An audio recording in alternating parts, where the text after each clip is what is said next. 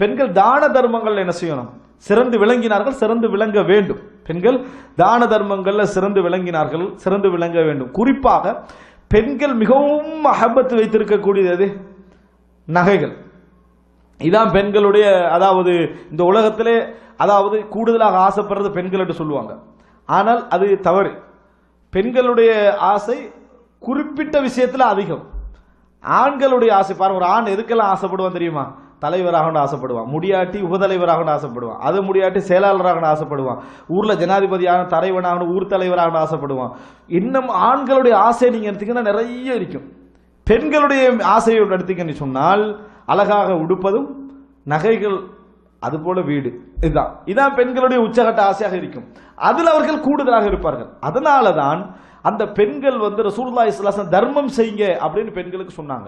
நரகத்திலிருந்து நீங்க தப்புவதற்குரிய மிகப்பெரிய வழியை தர்மம் என்று ரசூல் ஸல்லல்லாஹு அலைஹி வஸல்லம் சொன்னாங்க.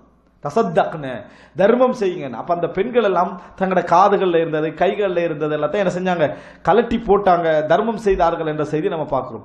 இந்த தர்மங்கள், அதாவது சமுதாயத்திலுள்ள ஏழைகளுக்கு, சமுதாய நலன்களுக்காக தர்மம் செய்வதன் மூலம் பெண்கள் சிறந்து விளங்கும். நீங்க இது சும்மா சாதாரணமா எடுக்க வேணும். நீங்க அடையாளப்படுத்தப்படுகின்ற விஷயங்களாக எடுங்க.